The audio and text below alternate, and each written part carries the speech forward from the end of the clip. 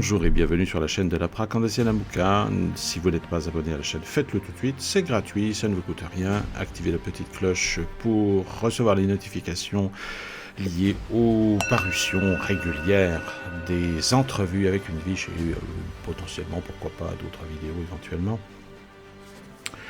Nous sommes réunis aujourd'hui avec Elialana comme d'habitude pour ce 7e numéro des entrevues avec une Viche. Bonjour Elialana. Bonjour. Alors nous commençons tout de suite par une question qui nous est envoyée par Stéphane et qui vous demande que pensez-vous des vaccins ? Alors, que pensez-vous des vaccins, Elialana ?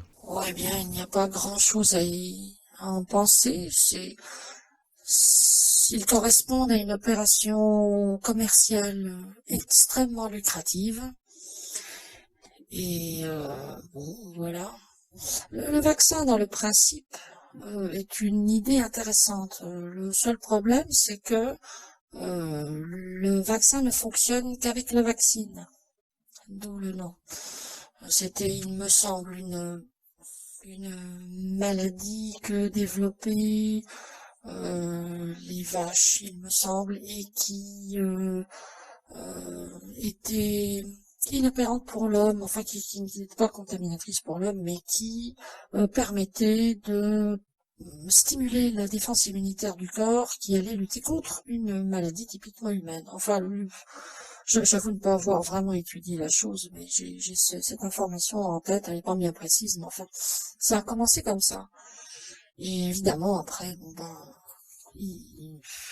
l'industrie qui s'est développée autour de cette idée-là, forcément, a exploité, a surexploité le filon pour finalement faire des productions qui ne servaient absolument à rien, mais qui rapportaient extrêmement gros. Alors quand on dit ça, euh, on vous répond ah oui mais vous racontez n'importe quoi. Il y a des chiffres très éloquents qui montrent à quel point les maladies qui tuaient ont réduit, voire ont quasiment disparu depuis la vaccination. Donc oui, je suis d'accord avec les chiffres, à partir du moment où quelqu'un prouve la réalité de ces chiffres.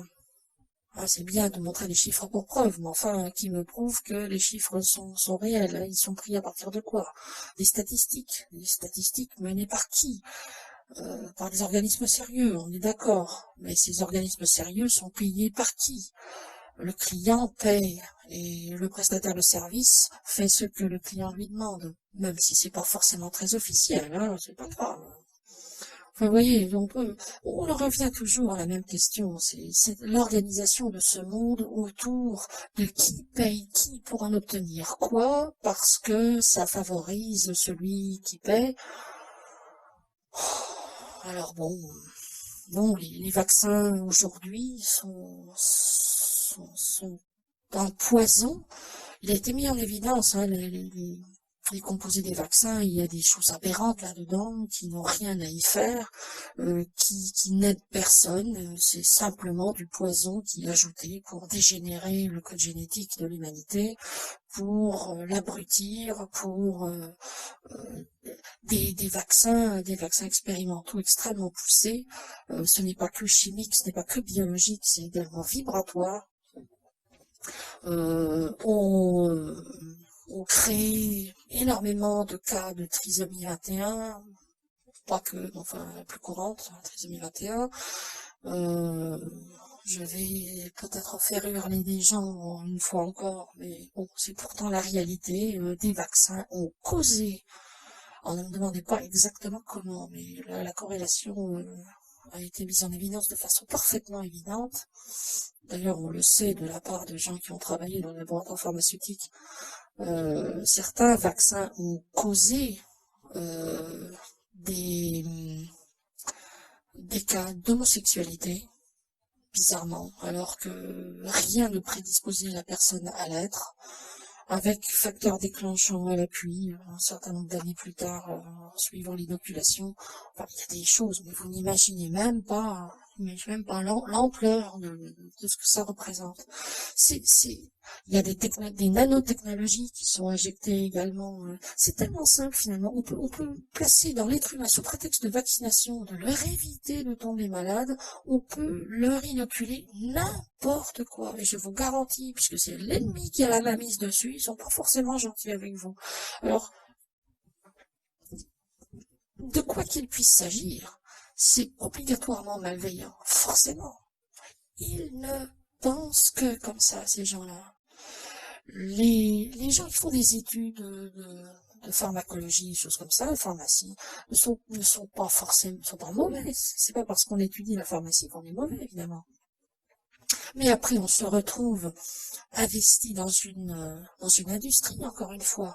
On y a sa place, sa petite place pépère, ou alors, on est quelqu'un de doué et on vient vous faire des offres extrêmement lucratives qui va refuser un pont d'or pour représenter finalement, être inclus à l'élite d'une industrie. Vous vous rendez compte, le prestige, en plus de du salaire, et puis des primes, et puis de tout ce qui gravite là autour, de cette sphère de pouvoir, c'est grisant.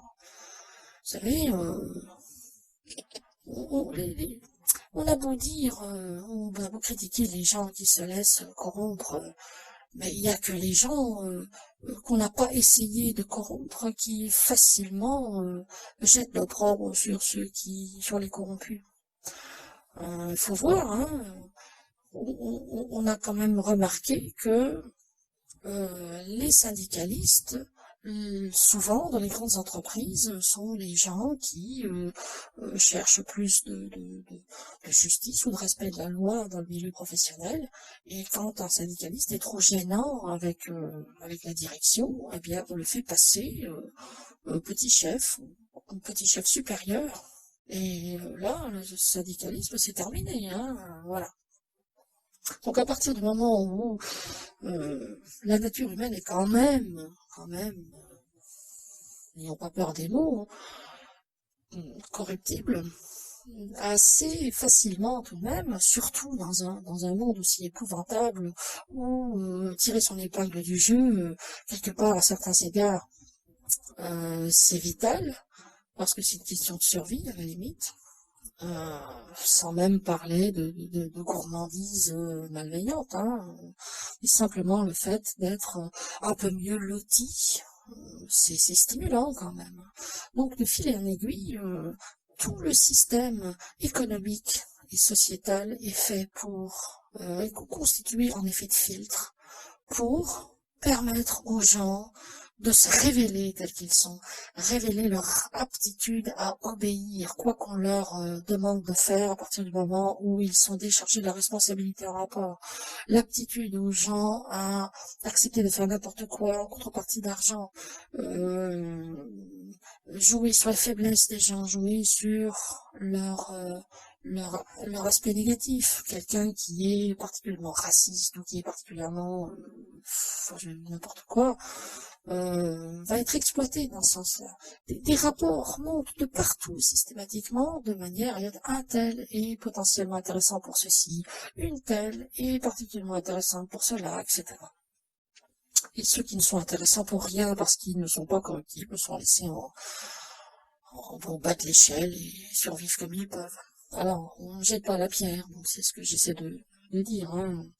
Mais il est d'une absolue évidence que à partir du moment où on est intégré à une industrie, eh bien, on est obligé de faire avec. Et une fois qu'on a mis le pied dedans, c'est quand même pas si simple de reculer, parce que si on le fait, on prend de très gros risques.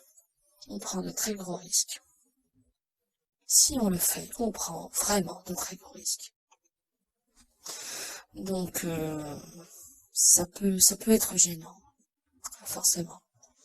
Alors les vaccins, eh bien, ils sont ce qu'ils sont parce que l'industrie pharmaceutique est ce qu'elle est Et on pourrait parler des médicaments, on pourrait parler des neuroleptiques, on pourrait parler euh, des calmants qui sont utilisés dans les hôpitaux psychiatriques, qui servent à décérébrer les gens. On pourrait parler des produits pharmaceutiques qui sont inclus, enfin, qui étaient inclus au chemtrail, les traînées laissées par les avions, etc. On peut parler de tout. De toute façon, à partir du moment où c'est quelque chose qui est propre à ce monde sur lequel l'ennemi a la main mise, il n'y a absolument rien de bon à en tirer peur pour leur portefeuille. Voilà. Finalement, la réponse est toute simple, c'est celle-là, et ça ne va vraiment pas plus loin. Voilà. C'est une vision quand même extrêmement sombre. On sait dans quel monde on vit, hein, mais c'est sombre. Eh bien, oui, sans doute. C'est une vision extrêmement réaliste de ce monde, et ce monde est extrêmement sombre. Ça, oui, effectivement. Alors, seconde question de Stéphane. Connaissez-vous Cobra? Qui est-il? Oui, Cobra. Je me suis toujours demandé pourquoi ce gars-là avait autant d'admirateurs. C'est assez extraordinaire. J'ai du mal à me l'expliquer. Il n'y a pas grand-chose à en dire, vous savez. Il fait partie de ces gens qui ont quelque chose à dire, qui ont trouvé le moyen de le dire, qui ont trouvé lucratif de le dire, et qui en rajoutent un peu en plus de ce qu'ils ont à dire pour faire de l'argent. C'est le genre de, entre guillemets, complotiste qui sert les intérêts de l'ennemi. Pas forcément parce qu'il est de leur camp, pas forcément non plus parce que il est mauvais, mais parce que il est déviant dans son témoignage. Il joue avec la réalité. Tout est bon à prendre à partir du moment où ça fait de l'audience. Tout dépend de la raison pour laquelle on fait les choses. Les gens qui témoignent parce qu'ils ont vraiment un témoignage à faire passer, c'est une chose. Mais le jour où ils s'aperçoivent que ce qu'ils font leur rapporte, eh bien ils font exactement comme on le disait tout à l'heure pour les laboratoires pharmaceutiques, ils suscitent le marché et ils se compromettent avec une certaine vision de la vérité pour accroître ce marché et accroître sa rentabilité. C'est quelqu'un qui, je dirais vulgairement, qui bouffe un peu à tous les râteliers. Bon, peut-être quelqu'un de gentil, hein, n'empêche pas l'autre. Mais en tant que le personnage public qu'il représente, public entre guillemets, parce qu'il y a quand même beaucoup de gens qui le connaissent, ouais. Oui, il y a des choses qui sont bien, il y a des choses qui sont vraies, il y a des choses qui sont mais disons qu'il n'est pas d'une honnêteté rigoureuse et ça nous gêne. On peut pas être un petit peu honnête et puis un peu malhonnête parce que ça rapporte plus. C'est pas bon ça parce que on sait jamais où ça va se terminer, où la personne va se dire ma conscience me dit que maintenant il faut que j'arrête. Tant pis si c'est moins rentable. Ça arrive rarement ça quand même. Hein. Donc bon. Bah, il y en a d'autres, hein. Bon, là, on pose la question sur lui. Et tous ceux qui sont dans son cas font pareil. C'est la même chose. Hein. À partir du moment où il y a quelque chose à y gagner, c'est ça qui prend la place prioritaire et le reste est complètement secondaire. Et curieusement, très curieusement, dans ce paradigme-ci encore, cet ancien paradigme de l'âge de fer, à partir du moment où on se compromet un peu, eh bien, c'est un peu plus rentable qu'avant. Et si on se compromet beaucoup plus, c'est beaucoup plus rentable. Et plus on se compromet, plus c'est rentable. C'est ce qu'on appelle vulgairement, grossièrement, c'est ce qu'on appelait dans le temps, vendre son âme au diable. Quelles que soient les bonnes intentions qui ont présidé au début de cette histoire, il faut voir comment elle se termine. Donc, les gens qui ne sont pas assez honnêtes pour être fiables, on ne peut pas leur tourner le dos. De fait, on ne peut pas. C'est trop dangereux, surtout par les temps qui courent. Voilà. Après, les gens se font l'idée qu'ils veulent, hein, ça n'a aucune importance. Mais voilà, c'est mon opinion à moi. Hein. Ça ne le concerne pas en propre, à la limite, je dirais. Je le prends comme exemple emblématique des gens qui font comme lui et qui font passer la rentabilité en premier plan, d'abord, prioritairement. Ça, en général, c'est vraiment pas bon. Voilà. Oui, effectivement, vu comme ça, l'argument est relativement imparable. En effet. C'est un peu comme les David Icke qui est en train de virer Grand Gourou ou comment est-ce qu'il s'appelle lui Oui, vous pensez à Alex Jones, c'est pareil. Voilà, exactement, c'est ça, Alex Jones. C'est pareil, c'est effectivement, c'est quelqu'un qui dénonce des choses. Il le fait bien, il le fait à sa manière. À la limite, on n'a pas grand-chose à redire, mais il est effectivement vrai que il a besoin que l'ennemi soit actif pour continuer son business. Il ne le combat pas, il en a besoin. Le jour où l'ennemi aura disparu, il fera quoi? Il dénoncera quoi? Le mauvais sens du vent, il ne sait faire que ça, finalement. Mais c'est ça, c'est exactement le problème. Ces gens vivent aux dépens de l'ennemi. L'ennemi sait que ces gens ont besoin de lui, donc c'est un cercle vicieux d'intérêt mutuel et finalement ça n'aide personne, ça ne fait que rapporter de l'argent aux uns et aux autres. Toujours pareil. Oui, c'est assez triste finalement, puisque finalement on en revient toujours au même. Et c'est vrai que il est facile pour l'ennemi d'instrumentaliser finalement les faiblesses humaines. C'est tellement facile. C'est malheureusement vrai, effectivement. Il y a des gens bien, des gens sincères, dont on a dû se séparer, parce que il y avait justement ce flottement. Ils sont sincères, mais le chant des sirènes, c'est quand même agréable. Et là, malheureusement, non, il nous faut. L'humanité doit être constituée d'une majorité. C'est pas forcément une majorité proportionnelle, mais disons qu'il doit dépasser un certain seuil d'âmes véritablement engagées, sincèrement, dans un véritable renouveau, et pas une manière de faire qui va pouvoir rapporter un peu plus qu'aux voisins. Ça, il faut absolument que ça cesse. L'esprit de rentabilité est un poison violent. C'est la source de tous les maux ici. Oui, là je suis tout à fait d'accord avec vous, je l'ai souvent dit d'ailleurs. Ouais. Bref, je voudrais profiter du temps qui nous reste pour non pas poser des questions, mais faire part de témoignages qui nous sont parvenus. Je pense que c'est quand même intéressant aussi.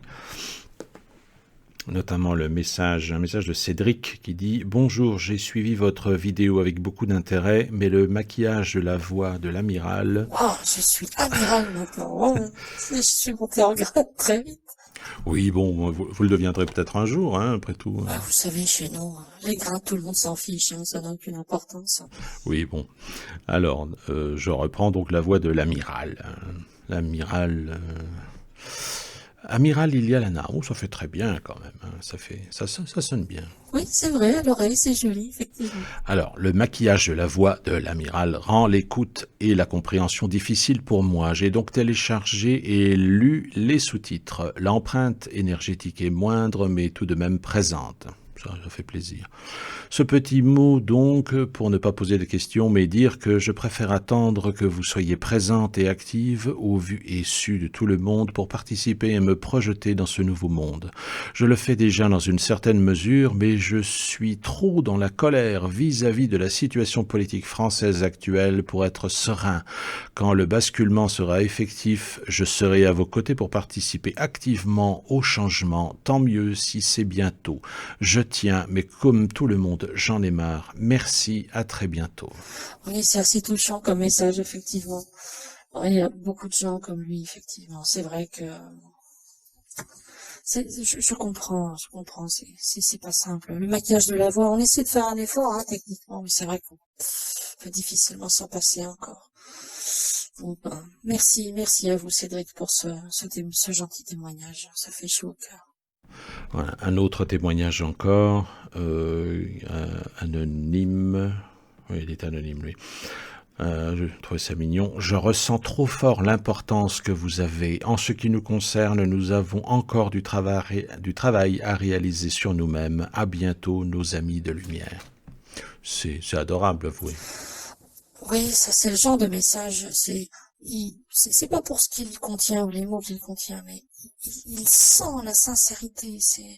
On sent cet amour qui nous est destiné, c'est indescriptible. C'est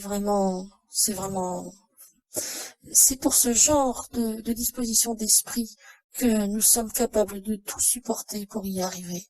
Ce sont les gens simples qui feront le monde de demain. Ce sont pas les élites de ci ou les sommets de ça. Non, ce sont les gens simples qui feront cette réalité formidable qui pourra être partagée par tous.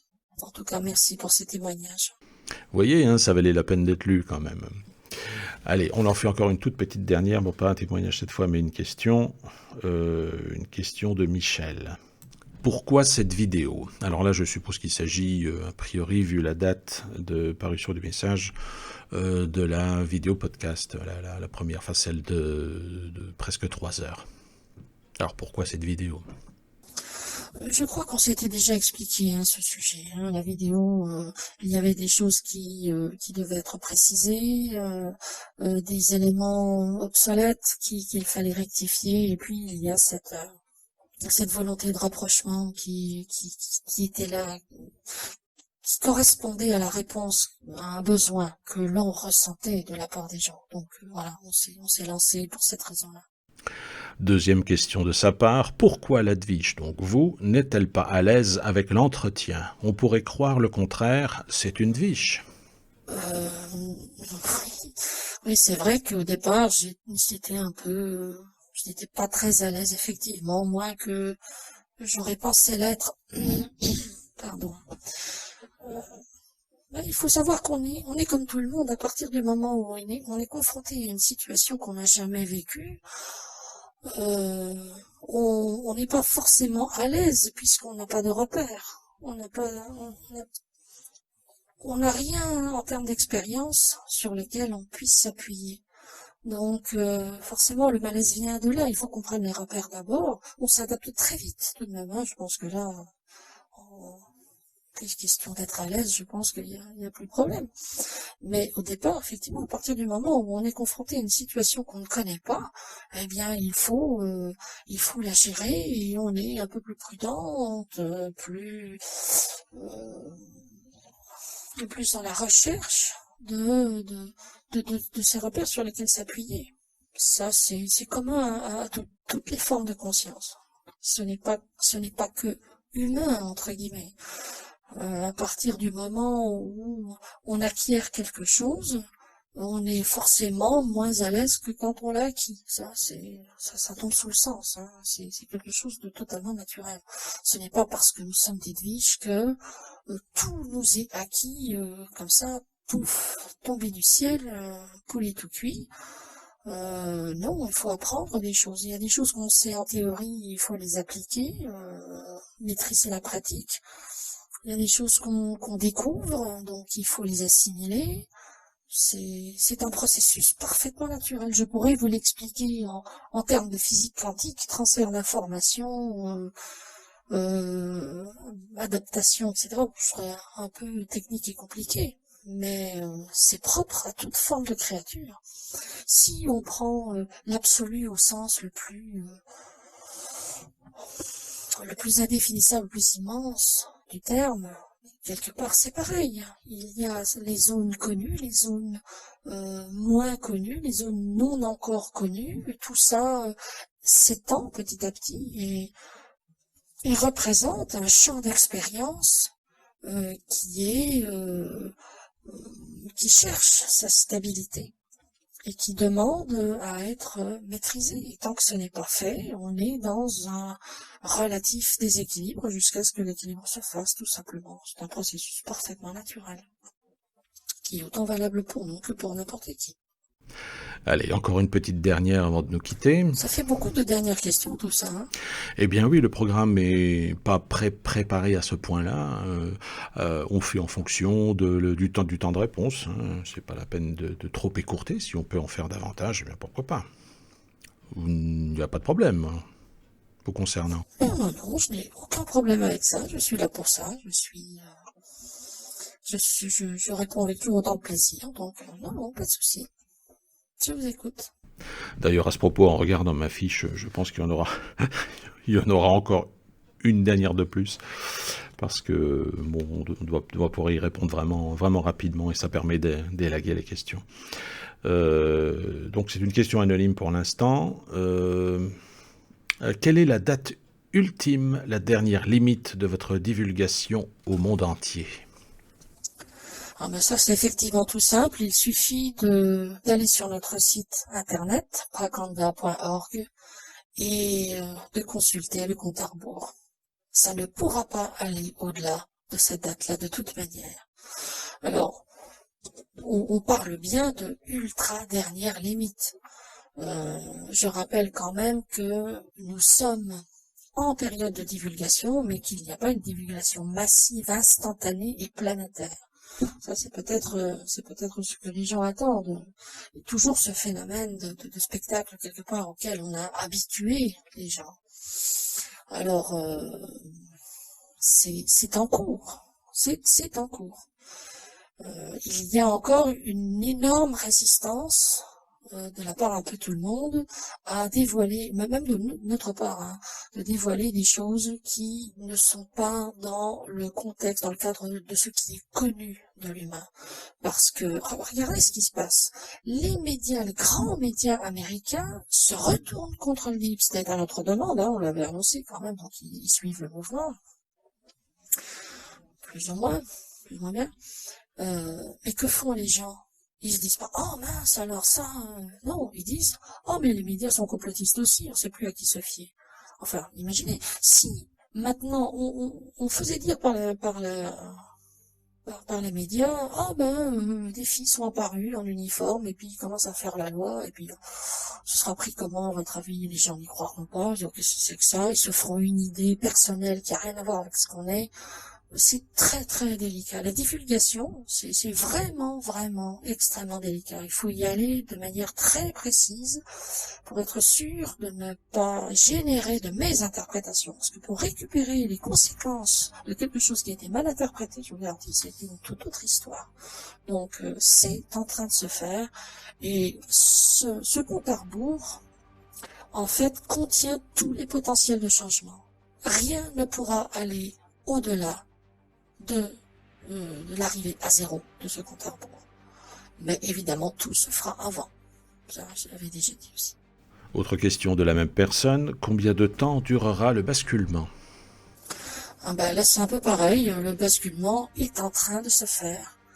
Il prend plusieurs semaines au lieu de prendre 2 heures. Bon, c'est déjà expliqué là-dessus, hein, on va pas y revenir.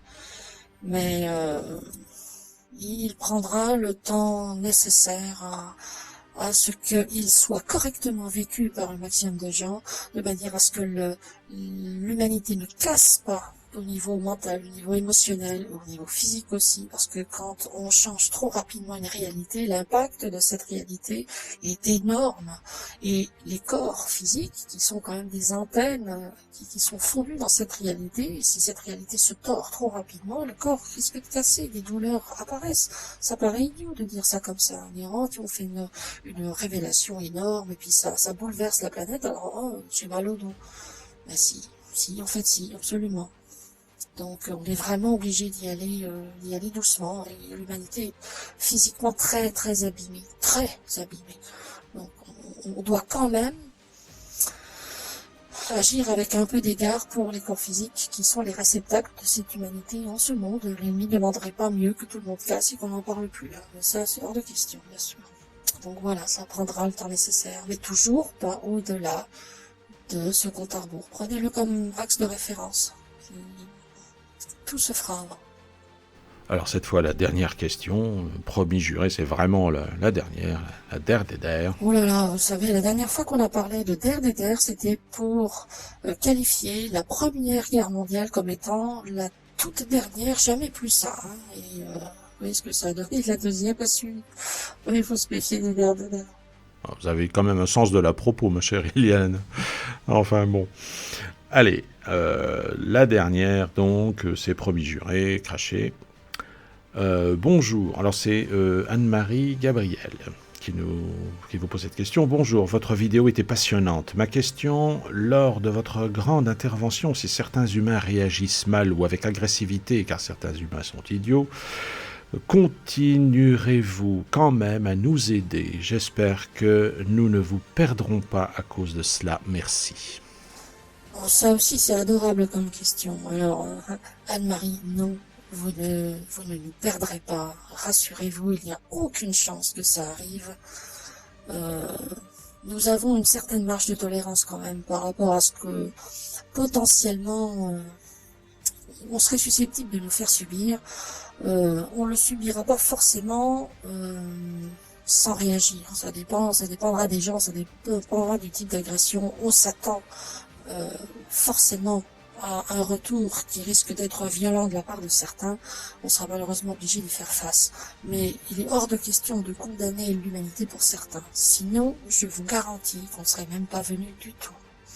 On n'était quand même pas naïfs sur ce qu'on s'attendait à trouver, sur ce qu'on a effectivement trouvé. C'est pas tellement pire que ce à quoi on s'attendait. On avait là aussi une marge relativement importante quant à la possibilité de découvrir des choses auxquelles on ne s'attendait pas. Mais non, on est là pour aider l'humanité. L'humanité sera aidée quoi qu'il arrive, quoi qu'il en coûte.